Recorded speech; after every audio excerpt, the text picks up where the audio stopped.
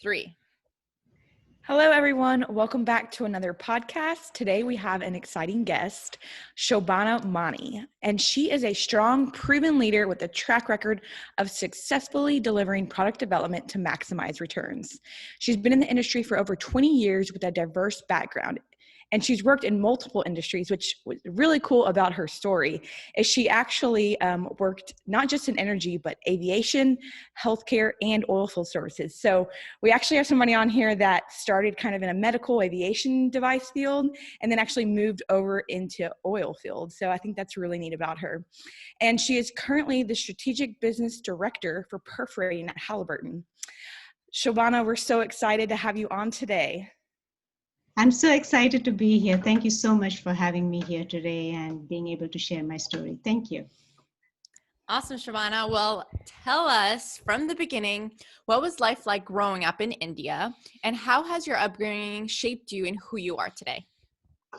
Absolutely. So I grew up in the 80s in a middle-class family with a very strong emphasis on values and education. And that was very typical of the time, especially when you were middle class. So I just remembered, growing up, we had to be extremely planned and organized almost on a daily basis, because sometimes, we would get running water only for a few hours a day because, with the growing needs of a growing population, sometimes they would have to be that kind of rationing. Or sometimes we also had power cuts during peak season. So things are way different back right now. I'm talking about the 80s.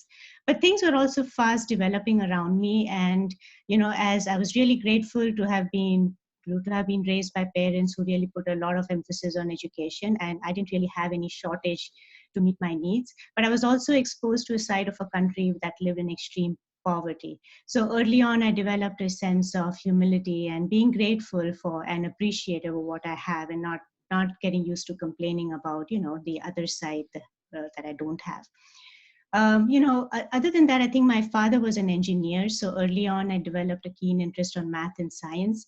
It's very interesting, that because that was something he loved. So that is something he would sit down and teach me. So, reading and languages weren't really my strength.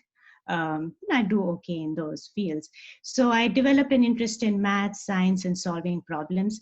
I was never into sports, and so academics and music was pretty much all I did. School was very competitive, so early on I had to work really, really hard, stay on top of my grades, stay on top of things to kind of move ahead. My father also taught me early on, anything is possible if you worked hard with integrity and honesty. So when I kind of put all of that together, those values, integrity, humility, never say die attitude, honesty, and a strong work ethic, and above all, staying bold, remaining bold, especially under challenging situations, those values really kind of instilled in me. They still carry me through all these years, even to this day. So I'm incredibly grateful for that. I could only imagine growing up in an environment where had timing, where you could have your water, and what you were saying at the beginning. I'm sure that really had an impact on you. Even today, you remember that. So I'm sure you're very grateful for where you have come. Absolutely. So, what's really interesting as well is when you finished your undergrad in 1993, you were studying electrical engineering in India. And you mentioned to us that only 15% of your class were actually women. With the low rate of female participants, what factors push you towards this kind of degree? And why do you think there not many women pursue this degree in India? No, absolutely. I think, at the time, the choice between different engineering fields was simple. But if I back off for a second, my father was an engineer. So he always kind of pushed that. He wasn't very pushy, but he always encouraged it. So the choices, and because things were also very competitive, once you were in academics, you had to pick a field like engineering or health, or become a doctor. So those were kind of the choices I was going after. Engineering came to me a little more naturally. Or at least the love of engineering. Now, when it came to the disciplines, I didn't want to deal with civil or mechanical engineering. They just seemed a little too hard. Besides, those fields had little to no women. So there weren't that many role models to go after. I mean, I had my father who was a civil engineer, but I was like, "Oh, I'm not really sure what that is like," and I couldn't relate to that. Electrical engineering was very broad. And when I talked to different people, I felt like, you had multiple facets of it. There was a rise of the semiconductor industry. We all saw Intel and things booming up. So like, oh, that's pretty cool. And so I felt the opportunity set was much wider. So that kind of came a little easier to me. And at the time, fields like electrical, electronics, and computer science, they had the most women. So when you say 15%, that actually came from just those few fields, not so much in other fields. And your question is very valid. Why is it that not many women pursue that degree? And I personally believe that the factors that impede the factors are common everywhere, and it's just to do with why do we have such few participation of females in STEM related degrees, right? Mm-hmm. I think at some level there is a math phobia or a math anxiety that creeps in. I believe that is one factor that a lot of people that potentially dissuades a lot of people. And I think I really, one of the things I try to do is encourage people to push on, to study on, not let that anxiety hold you back, but be curious and continue your passion for solving problems. And we really hope to see a much higher participation in STEM degrees. Today it's around 25-30%. Still not enough, I feel. Still a lot of We room to still have grow. a lot of improvement to do. Exactly, absolutely. Yeah, and I agree with a lot of what you said in terms of one of the main reasons why it helped you get pushed is because your dad was there, right? And he was an engineer. So you have that image of somebody who's been through it. And I think for a lot of women who aren't exposed to that, engineering is just never a thing because as a society, we have a lot of work to do. We still don't even like push that towards young girls. It's usually towards the boys. It's usually like, oh, here, play with Legos. You're going to be an engineer one day. And then the girls get the toys and the little kitchen, things Yes. to play with. It's really just culture, I think. And I think we've done a decent job in the last few years to try to bring more women in STEM. And you see it a lot now with social media, with schools, with people going back to high schools and even elementaries to talk about engineering. But I think it's really up to us, even through this podcast or for women like you who go talk at conferences to showcase that, hey, you can as well, because they need to be able to see that. Absolutely, absolutely. Having strong role models is how a lot of women respond to, right? I mean, I think definitely. So the work that you guys are doing is fantastic, and I do agree with you. Each of us has to sort of be strong advocates, rather than that things continue to improve. They don't just have small improvements, but they continue to have a sustained push. Absolutely. Definitely. All right. Well, I remember when we spoke, you mentioned that when you were going to complete your master's, you moved to the US. This was the very first time you ever left your house, the first time you got on a plane. I mean, this was a very big life-changing decision. How did you overcome the fear associated of leaving home? I mean, I can only imagine not just even leaving home to another school in another, area in India, but moving across the world to the USA. Can you talk a little bit about that time in your life? And then also, once you actually got to the US, there must have been a culture shock. I mean, by just growing up in India to all of a sudden being in the US. I know that when you were talking to us about it, you mentioned that there was a few, periods in the beginning of your schooling where your grades did suffer. You were an A+ student in India and killing all the subjects, but with this whole transition, your grades slowly started to suffer, mainly because you couldn't understand your teachers a little bit. Can you talk about that as well? Absolutely. I mean, I think for me, but when I was when I was doing my undergrad, somewhere between my sophomore year and my freshman year, that's kind of when we started discussing, okay, what next? And so, I was really excited with the prospect of coming to the US, pursuing my studies, pursuing higher education, get some work experience, and kind of continuing in the field of technology and product development. My father really supported me. And again, it kind of goes back to, a lot of planning that had to go into it, right? So I think right from my sophomore, freshman year, so a lot of effort went into trying to figure out, okay, what do I want to do? Where do I want to go? Start researching different universities, different place, how things are, making, I have a few relatives in the US, making phone calls, trying to get more ideas from them. What is life like?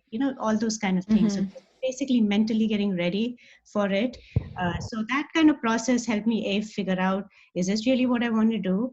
Do I see myself doing it? And the good thing is, of course, every step of the way, I just constantly got more and more excited and encouraged and just wanted to do it, right?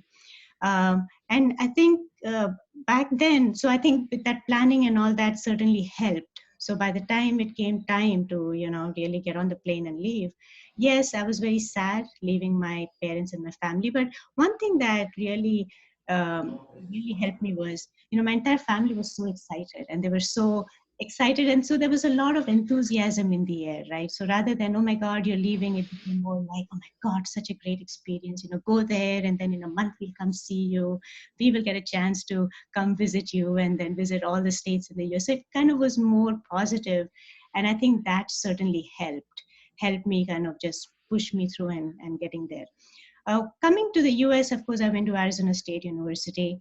Loved it. And one thing I have to say, I was completely blown away by the wonderful infrastructure they had. I mean, even before I came in, I was in touch with the International Students Association. They had a wonderful setup where, the moment you accepted admission, I mean, I received a letter, I received, welcoming letters and a lot of information. And they were extremely helpful in identifying different housing options, plus all kinds of useful information like, hey, you have to go get a social security card. And who knew what that is, right? Yeah. Never get stuck anywhere, 911, things like that, you just don't know when you just land here. And of course, I knew English, but then there were also classes for people whose English were, for whom English was a second language and things like that. I was just incredibly blown away by the organization that was pretty much volunteer-led, that was kind of was there in the university. So that helped me acclimatize much quicker than I anticipated. Yes, you mentioned kind of, so for me, even though I knew English, back home you grow up, you use English, but it's not your primary language. It's usually the local language kind of blended in with English. So it was a little bit of a break-in phase where you just hear English all the time, plus getting used to the accent, which is very different. So I think that was one. And I was, being generally introverted, shy person, I kind of, took me a while. I was not very good about asking people to repeat themselves and stuff like that. Or if I did, and if I didn't understand the second time, I never bothered to go for the third time.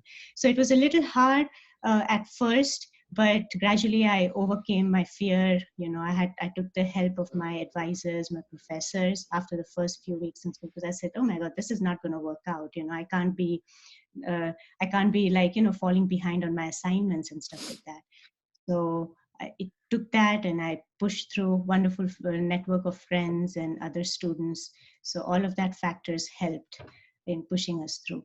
And I think that was my biggest takeaway, just the strength of the student community we had, and how incredibly helpful we were in helping each other push through.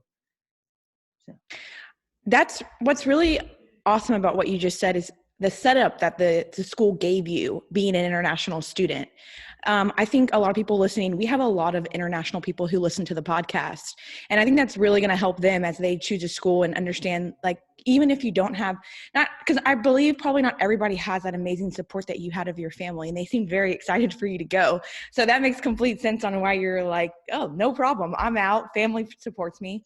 But for those who might not have that, I think just you sharing that information that, hey, even if you might not have the support from your family, this school fully supports you and you're not going into it blindly. So I think that, really helped in your transition. absolutely. And I know it was, ASU was not alone. because number of my friends, number of people that made the trip with me and landed in different schools, they also spoke of similar experiences. So I think the universities overall, like I said, I didn't know what to expect, and I was just blown away by the setup they had, because they realized that they had a large population, and in our success lies their success. So they kind of definitely try to the identify what support we may need, and really help us provide that. So I So think switching gears to your career, you actually started in the medical industry, and I believe then you went on to aviation, and then you actually ended up transitioning into oil and gas. Can you talk about the differences between the two industries? Because a lot of times you hear people moving from oil and gas maybe to medical, but you actually did, the opposite. Can you talk a little bit about that? I actually started my career in consumer electronics with Philips briefly before I came to GE. And in GE, then I worked on healthcare products, CT imaging. Then, of course, like you mentioned, within GE, designed products for aircraft engines, steam turbines. Then I moved to coal gasification before coming to oil and gas. And it was kind of interesting, because when I moved to coal gasification in 2006, back there was a lot of investment in that field as part of making America energy independent, right? And that's the same factors that led to a lot of investment in oil and gas as well. So I think so from there I came to Halliburton. I'm here. I think this industry is great. Of course, you asked me specifically about the medical and oil and gas, so let me kind of zoom in on that for a little bit. At the outset, a lot of that transition in my career happened in the field of product development. So new technology, R&D, product development, that kind of things. So I think, and that was kind of my life up until a few months ago when I changed roles to my current one. So from a product development standpoint, there are a lot of similarities, which kind of helps make the transition from one industry to another a lot more smoother than for example, if you were in a customer facing role, and that becomes a different dynamic. So for example, at the outset, what do you want from your product? Everybody wants better performance at a lower cost. That's it, right? So if the moment you say, what do you want, that's exactly what you're going to hear. And more user friendly, high reliability, all of that kind of, they get lumped into the product performance umbrella. And when you then you double click on it, the methods that we use, the way we develop products, using scientific methods, experimental techniques, statistical tools for analysis of data, that's kind of the same. So from that standpoint, whether you are developing a CT imaging machine to be used to diagnose, abnormalities in a human being, the methodology, the underlying methodology is the same if you're going to be doing that to be put in a downhole tool for reservoir insights in oil and gas. So I think from that standpoint, if you have a passion for learning and kind of keeping up with trends in your respective domain, I think that's the key to solving challenges. And that's the beauty of innovation, because you may learn something in one domain that you can kind of go and apply in another one. What may not be obvious to everyone, and I know you asked about differences, but I'm going to highlight one thing which is more of a similarity, is that we use the same underlying measurement technologies, if you will, for diagnosis, whether it is for, in the medical field for humans as well as for reservoir insights. A lot of the stuff is similar. And I do believe a lot of that happened because people learn from each other, right? Healthy innovation happens when you have people from different industries learning from each other, they cross each other, and that helps turn into new products. One of the key, I wouldn't say this is a major difference, but if you really want to just boil down to a lot of things, in medical industry, precision is important because a person's life and imminent life and death decisions are made, right? So precision is key. And so so even though the product development cycle and all that is the same, the trade-offs that get made when you make product feature decisions is very different, for example, than when it comes to reservoir insight, where, I'm not saying precision is not important, don't get me wrong. You do need that, but then you have multiple other points that you can triangulate. And so it becomes a lot more broader discipline based, if you will. So I think what intrigued me about oil and gas, and this is something, it's an important point, because even though I kind of moved across these different industries, and GE was in different industries at once, right? So it was easy to move around within that. I felt like I knew a little bit about it just from general awareness and knowledge, but I knew so little about oil and gas, especially when it comes to drilling, the stuff that oil field services companies like Halliburton do, right? I knew so little about that. So I didn't know how complex the drilling process was, and then the all these different measurements that we do. And I make that point because when we look at the work we do, the process of drilling, collect measurements, extracting insights, and all of that complex evaluation analysis that goes into drilling, completing a well, and then continuing with production, is really a rich, fertile ground for people with STEM backgrounds, varied STEM backgrounds. You need all engineering, science, all disciplines. They have a perfect opportunity to work on such a set of complex, challenging problems, and to be able to make a difference, by providing energy, access to energy for the world. So I think that was something which really struck me about this industry, and I was so and I was like completely blown away, which is why I'm excited every day coming to work, even though now we're working from home. So coming to work is, just changing rooms, but still it just keeps me excited and keeps me looking forward to the next day, the next set of challenges. Yeah, awesome. So let's talk about that transition. So you were in GE after Philips for a few years. You did aviation, medical equipment. Then you did a little transition as well into coal gas conversions, as well as within GE. And then you mentioned that there was kind of like a shale boom, shale revolution going on around that year. And a lot of people were leaving GE to go to Halliburton, or just leaving GE in general to go to oil field service companies. And you kind of took that jump as well. Can you talk a little bit about the transition and how did you end up in Halliburton? Absolutely. So when we were in coal gasification back then, there was definitely, a lot of push. We were building integrated gasification combined cycle, basically a power plant that took coal, dirty coal of any sorts, converted to electricity. But in the process, it also by making what we call synthesis gas. That so that process was very different from just a regular steam turbine, steam powered steam powered cycle. So a lot of investment was being made around that time. But then I think at the same time the shale boom took over, and obviously that technology, we were really able to propel oil and gas production all onto an entirely new different level, right? And then we all see how we have become energy independent, or are on a path towards that. So from that standpoint, so obviously there was a lot of hiring in that industry. So I began to hear about it. My own manager at the time, he left, and then he joined Halliburton. So he contacted me a few months later. He said, "Hey, how about this? There's this opportunity. Why don't you come find out, learn more?" And of course, I had an open mind. I said, "Oh, sure. Sounds like a great challenge." I was also a point in my career where, I had been 6 years with coal gasification. I had done a few different roles, done well. So it's not like I was kind of looking to leave GE particularly, but I was kind of really excited about the prospect of something new. So I said, all right, this is a chance for me to try something new, this field, and this field definitely sounds fascinating. And so I took the chance, came to Halliburton, and have not looked back since. And what was really eye-opening was, again, like I said, I joined Sperry Drilling.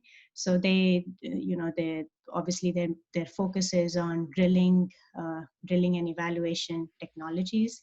And so as when I came in as the electrical manager.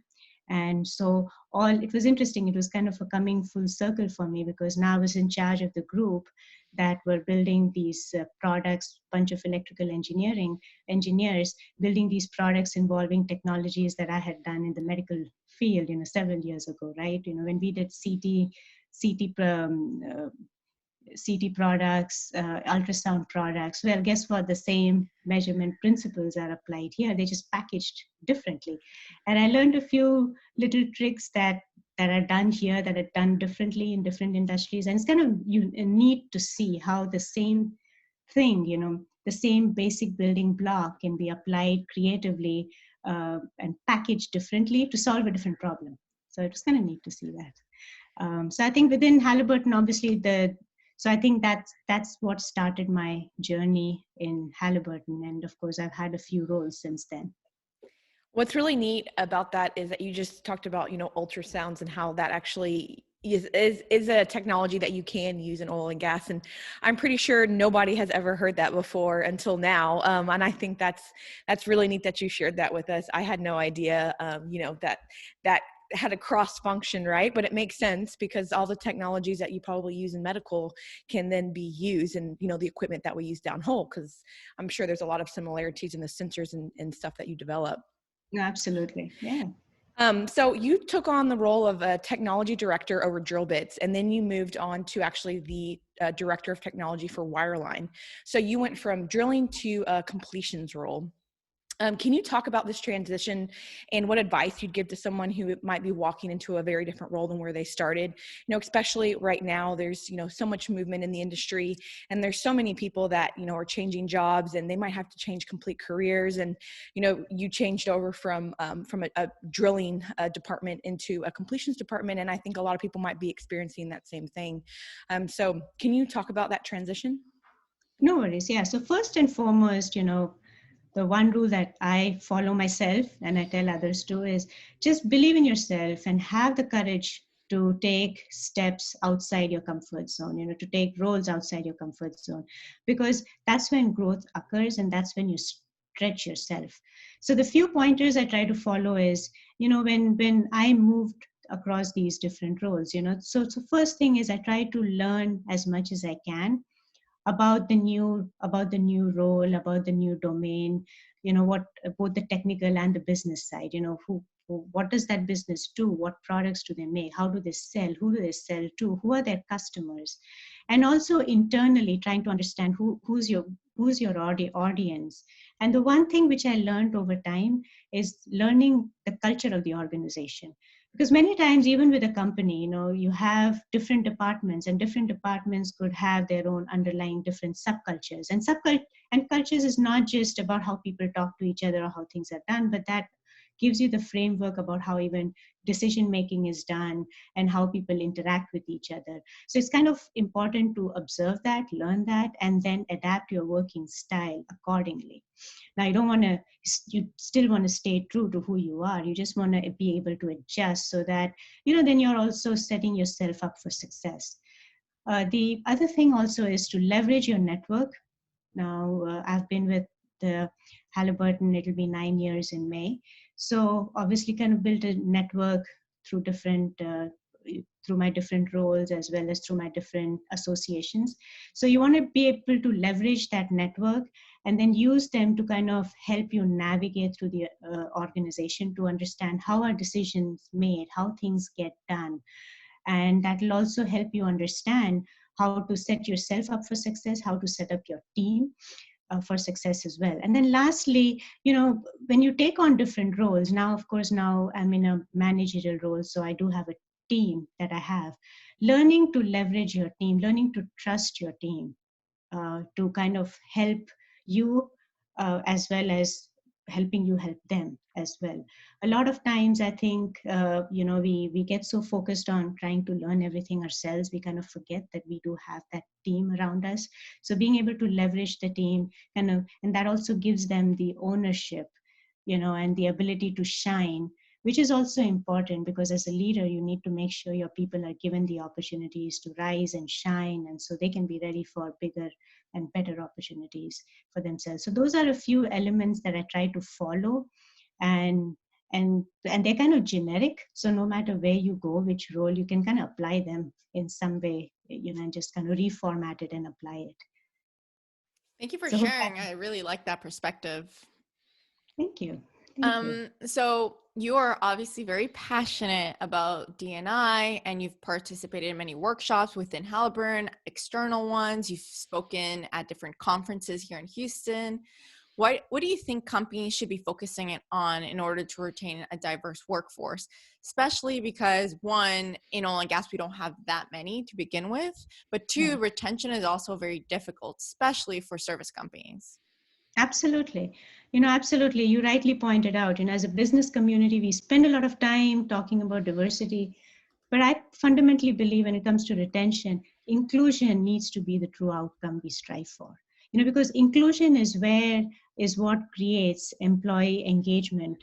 And through employee engagement, companies get higher levels of productivity, but you also get employee retention because people feel like they belong in that culture, and then then they kind of are performing at their best levels. So I think when it comes to that, when it comes to retention and building a culture of inclusion, I feel like overall companies are kind of getting there, but overall I think we are missing the mark. So I think one way to do that, and this is just one of the many ways, obviously I'm not saying this is the only way, one way to do that is really to have family friendly policies at work.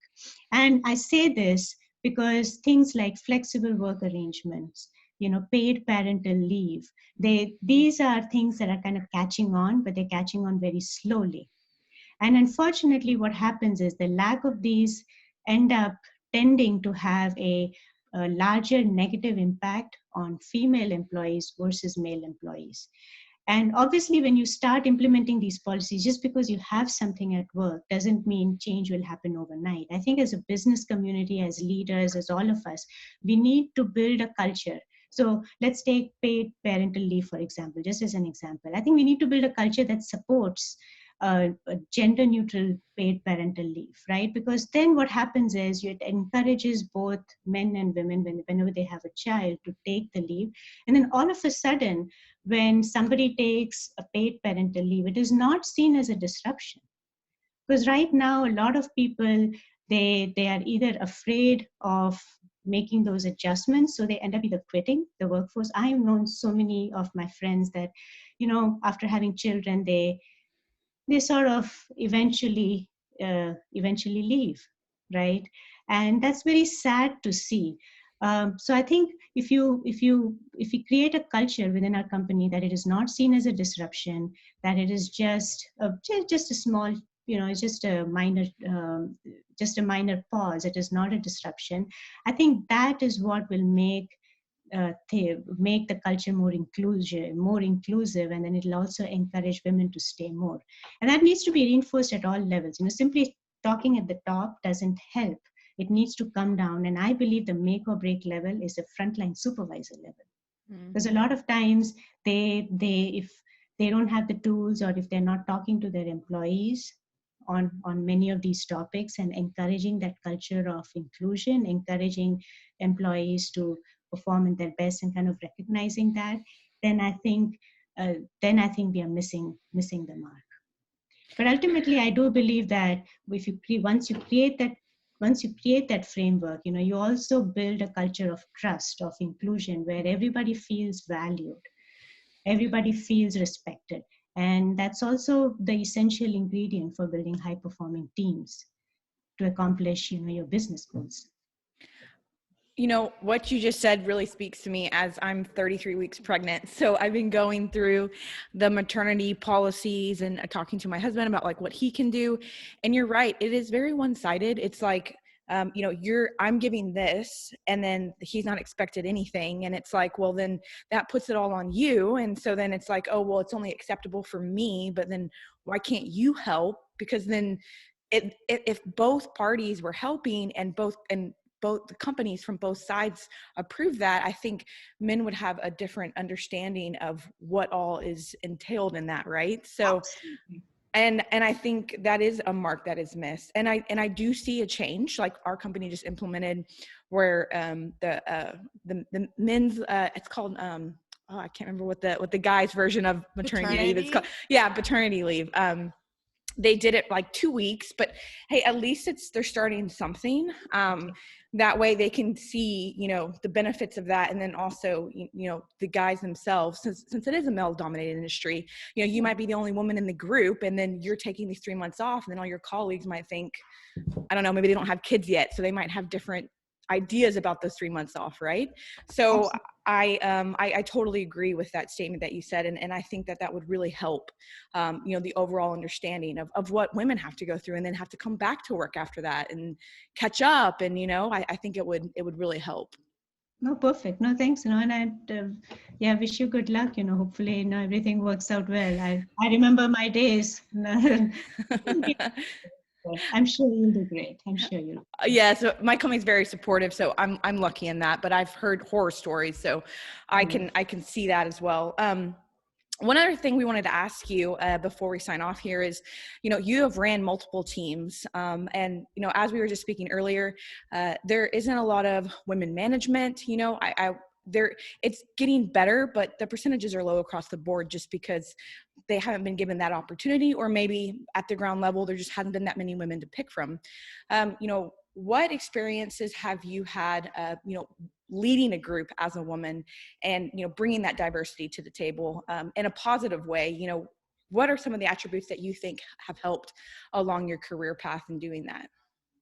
No, that's a great question. I think from my standpoint, I think certainly one of the things that has helped me, and certainly I have a lot to be thankful for to my current employers at Halliburton. I mean, I've worked for an incredibly great set of managers who believed in who believed in promoting the best talent, and they made sure that they paid attention to diversity and created a culture and framework for inclusion, so that it was an equal playing field. It wasn't somebody getting left behind and having to kind of fend off for themselves. So I'm certainly extremely thankful for that. I think some of the for when you were asking me the question, it made me reflect back. I think fundamentally, I believe women bring a different set of traits to the table, right? It doesn't mean it's not all the time. I'm just kind of highlighting at a high level. So I think certainly traits like we empathy comes to mind. I think when we look at female leaders on an average, I mean, I think you can generally expect high levels of higher than average levels of empathy. And I think for me, that has served me well, because I think all my life, and I'm sure you can relate to that, right? When you're in a male dominated field, you're constantly having to look at the world through the lens of others, right? Because you constantly have to figure out, okay, because that's kind of how you have to position your ideas, position your thoughts, do whatever, and be successful. So I think that naturally gives us the ability to have the empathy, and that has given me an ability to connect with my teams, and it has helped me build the trust with my team, with people that I work with, much more easily than I would have otherwise thought it to be. So for me, that has been my source of strength. So that has helped me build incredibly strong networks. So even when people have left, of course, our industry has been through number of down cycles, so number of people had to be let go, but a lot of people have still stayed in touch with me, because we've kind of developed the connection over the years. So I think that has been a strength that has guided me. I also feel that the ability to listen to multiple viewpoints at once has also helped in creating a culture where we listen, we share before we make any decisions, as opposed to trying to jump on the first piece of information you get, and then you kind of go headlong into it and then realize it was probably not the best decision. So I think that was something that is also a strength of mine. And one of the incredible opportunities I had when I was in Drill Bits was I stayed in that. When I was in that position, I had the opportunity to redefine some of the product portfolio that we had. And in that process, obviously, we brought in some new leaders. So I had the opportunity to bring in some extremely strong female leaders who are doing extremely well even today in Halliburton. I'm really proud to see them grow and develop. And so through that, I felt like we built a team that where diversity and inclusion were respected, were promoted, and everybody's ideas were heard. So when we made decisions, we made sure that everybody's voice was heard, right? And if you had nothing to say, that's fine, but definitely we didn't make anyone feel left out. So I take pride in that, and that is something I strive to do, is to make sure that we work together as a team. We make sure we are giving an opportunity for everybody's voices to be heard, and collectively we make the best decision for the best outcome for the company. So.